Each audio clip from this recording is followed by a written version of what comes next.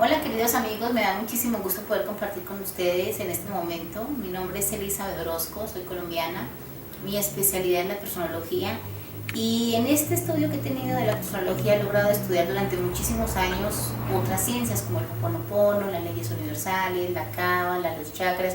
O sea, andamos estudiando una cantidad de cosas, enfocándonos cuáles son todas las personalidades que hay en el universo y podemos entender cómo funciona este gran juego de la vida.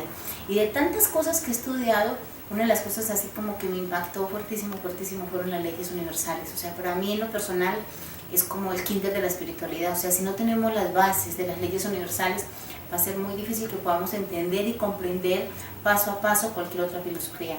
Porque todas las filosofías nos llevan a que la verdad está dentro de nosotros, a que todo está, el poder lo tenemos nosotros, encontremos la verdad en nosotros. Pero si no tenemos los principios de cómo causamos nosotros ese daño en nosotros mismos, entonces es muy difícil. Por eso las leyes universales son de verdad maravillosas. Ojalá con este pedacito que vamos a compartir a ustedes les caigan así el 20 es como que te caiga la música y empieces a decir, Dios, o sea, no es que te sientas culpable de lo que has hecho, sino que tú puedas decir, Dios, esto lo generé yo. Y si tú eres responsable y entiendes que tú generaste el mundo que tienes, entonces vas a poder tener conciencia, y solo teniendo conciencia vas a poder crear una nueva persona. Entonces, amigos, bienvenidos. Vamos a iniciar con estas leyes maravillosas. Tenemos unas herramientas extraordinarias para poder trabajarlas. En este libro de leyes universales vamos a poder conocerlas todas, y vamos a empezar hablando de la ley del pensamiento, la que llaman la ley del mentalismo, donde todos nosotros decimos, sí, ya sé que todo es mente, y ya sabemos que todos son pensamientos, y ya sabemos, pero realmente somos conscientes. O sea, realmente tenemos conciencia de que cuando pensamos y decimos todo es mente, sí somos conscientes de que todo es mente. O sea, es como cuando tú dices algo con la boca. Yo digo, antes de que lo digas, primero lo pensaste y lo sentiste. Realmente primero hay que sentirlo. O sea, primero lo siento, se va la vibración a la mente y de ahí lo suelto. Porque si yo tengo un enojo por algo, primero no me sale la boca, primero me sale el sentimiento. Entonces, este sentimiento viene de la ley de la vibración. Si nosotros podemos entender cómo funcionan las leyes, entonces vamos a entenderlo de una manera maravillosa. Es como esta silla. Digamos que yo estoy sentada en esta silla. ¿Qué fue primero, la silla o el pensamiento? No, primero es la idea. O sea, primero tengo que tener la idea en mi cabeza de cómo quiero la silla, de qué color la quiero, cómo la voy a hacer, de madera, en cromo, en lo que sea. Entonces mi cabeza empieza a idear. Lo mismo pasa con todo nuestro entorno familiar, con trabajo, con creatividad, con recreativo. O sea, todo nuestro entorno viene de una semilla. A mí me llegan muchas personas, trabajo con muchas mujeres y muchas parejas, y muchas vienen y me dicen, Elizabeth, es que la verdad mi matrimonio fracasó porque yo nunca confié en él. Cuando me dicen eso, yo digo, wow, Dios, si supieran, esa es una semilla. O sea, ¿cómo siembras semillas en tu vida? Si tú no tienes la confianza en una persona, tú tienes que observar esto. La vida es como una matemática. Tú tienes que observar esto. Si tú no confías en una persona, entonces estás sembrando, estás dándole alimento a una semilla que va a generar. O sea, toda semilla tiene una cosecha. Si yo tengo desconfianza de alguien, llámese empleado, llámese esposo, llámese hijo, llámese mamá, llámese como sea, entonces ¿cuál sería la cosecha? La cosecha tiene que ser discordia, tiene que ser malas actitudes. Entonces tú dices, pero ¿por qué esta vida es así? Porque no revisas tus cosechas. O sea, ¿cómo fue tu siembra? Por eso yo siempre les digo, ojalá todos fuéramos bulímicos mentales. Si nosotros nos acostumbráramos a vomitar todas las cosas que tenemos, ¿cómo nos mantendríamos limpios? Eso es lo que dice la dianética de Clear. O sea, estaríamos limpios. Nos enseñaron la confrontación de una manera errónea. Confrontar es limpiar. A nosotros nos enseñaron que confrontar es pelear. Entonces nos enseñan desde chicos, no te metas, no es tu problema, eso no es tu asunto, calladito. Entonces, cuando tú te quedas callado, ¿qué crees? Se va contaminando adentro, porque van entrando semillas de dolor, de incertidumbre, de fallas. Entonces, nosotros estamos ocasionando en nuestro adentro toda una cantidad de turbulencias, y estamos contaminando. Es como si tu agua fuera cristalina y se va colocando turbia, porque tú vas sembrando desconfianza. Nosotros como padres, ¿cuántas veces no decimos, no digan que no estoy, o nos llaman por teléfono y que no estamos? Les enseñamos a nuestros hijos a que mientan. Entonces no nos damos cuenta inconscientemente de esa cantidad de semillas, y sobre todo cuando empezamos a dirigirnos. ¿Cómo conoce una persona a tu esposo o a tu hijo? lo conoce a través de tu boca. ¿Cómo conoce la gente cómo puede ser la sensación que tiene la gente afuera de tu familia? Es como tú la vendes. Entonces imagínate que tú dices, no, es que mi esposo es un irresponsable y es un flojo y es un perezoso y tiene poca ambición y es un hombre que tal. Entonces la gente lo compra como un pendejo. O sea, la gente dice, no puede ser, o sea, pobrecita Julianita, ¿por qué tú lo vendiste? O cuando tú empiezas a decirle a tus hijos, no, es que son unos irresponsables, son súper perezosos, son súper flojos. ¿Cómo estás vendiendo a tu hijo? Esas son tus semillas. O sea, después dices, Dios, pero yo qué culpa tengo de que mi hijo sea como es, qué culpa tengo que mi esposo sea como sea, como es. Piensa, ve a tu pasado. El pasado es hermoso. Nos enseñan que hay que olvidarlo, ¿no? En el pasado está la sabiduría, en el pasado está la experiencia, en el pasado están las cuentas. Y en el pasado están las semillas de toda tu cosecha. Entonces, si tú vas a tu pasado a llorar, no vas a aprender. Si tú vas a tu pasado como observadora y tú observas, y no vayas a tu pasado de hace un año, de hace 6 meses, de hace 2 meses, no. Ve a tu pasado de hace 5 años, de 10 años, de 15 años y te vas a dar cuenta cómo has estado repitiendo ciertos déjà vus. Que dices, Dios, ¿por qué vivo otra vez esta situación? Porque no estás aprendiendo la lección, porque vuelves y repites y no observas en tu mente. A nosotros no nos enseñan a observar la mente. Entonces vete a tu pasado, buscan agendas, buscan teléfonos y recuerda que has pensado siempre de tal persona. Es como una situación donde vas a decir, Dios, o sea, te tienes que llegar a confrontar contigo y darte cuenta que esa relación que tienes con mamá o hijo, padre, lo que sea, es una relación que tú la has ido alimentando. Es una situación donde tú la puedes parar. ¿Cómo la puedes parar?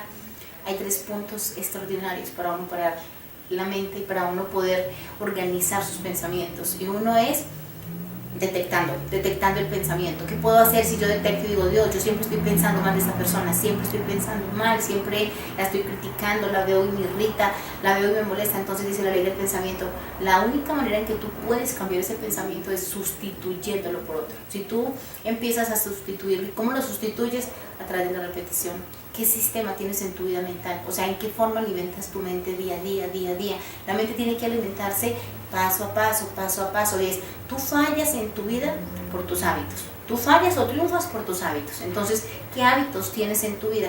Muchas dicen, no, yo soy una mujer súper responsable, trabajo todo el día, no tengo tiempo para estar leyendo ni nada. Entonces el universo dice, claro, eres muy buena afuera, pero adentro, ¿qué haces? ¿Qué sistema tienes dentro de ti? Yo lo veo con todas mis alumnas.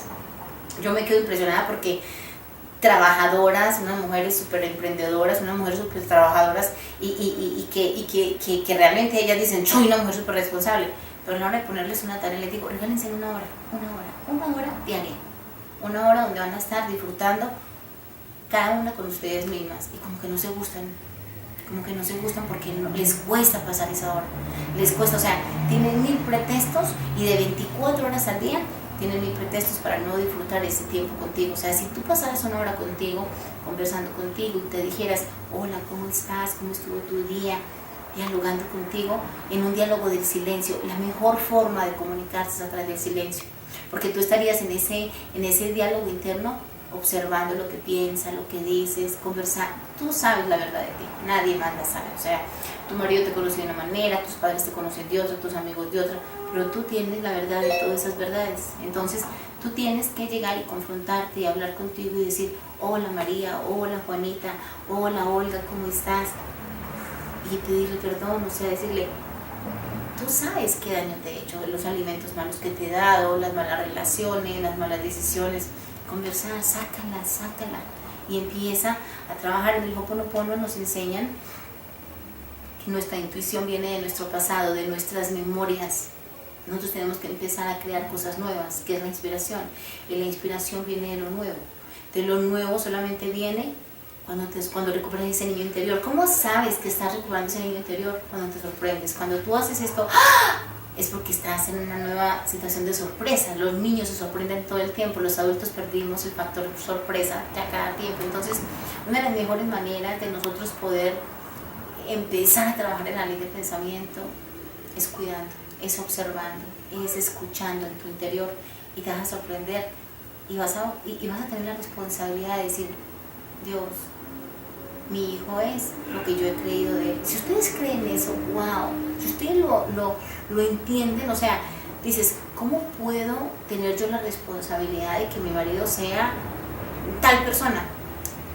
Empieza a crear un pensamiento positivo. También el hombre, o sea, si el hombre piensa todo el tiempo que su vieja es una vieja cansona, chismosa, metiche, molestona, ¿qué tal? Entonces, si él empieza a crear un pensamiento positivo y dice, Dios, que por ejemplo, algo extraordinario que me encantó en una clase de metafísica que estuve, decía, hay 3 puntos claves para tener el amor verdadero.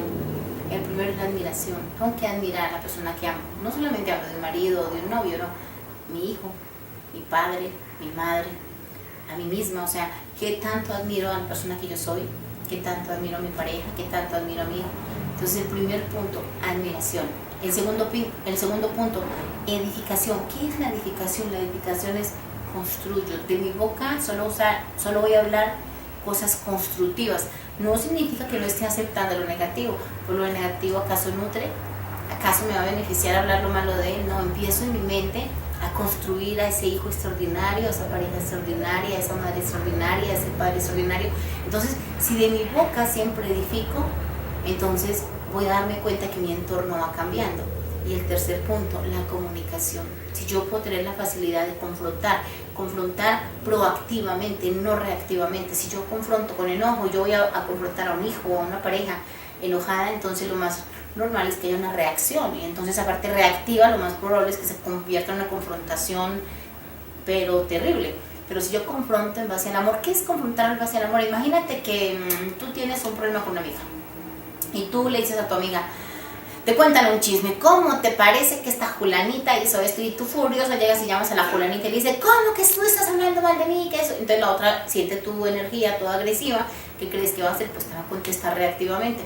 Pero ¿qué va a pasar si tú confrontas con luz? ¿Cómo confrontas con luz? ¿Qué tal si tú llamas a tu fulanita y le dices, amiga, necesito hablar contigo, hay cosas que tengo que aclarar y solamente tú me las puedes aclarar cuando nos vemos?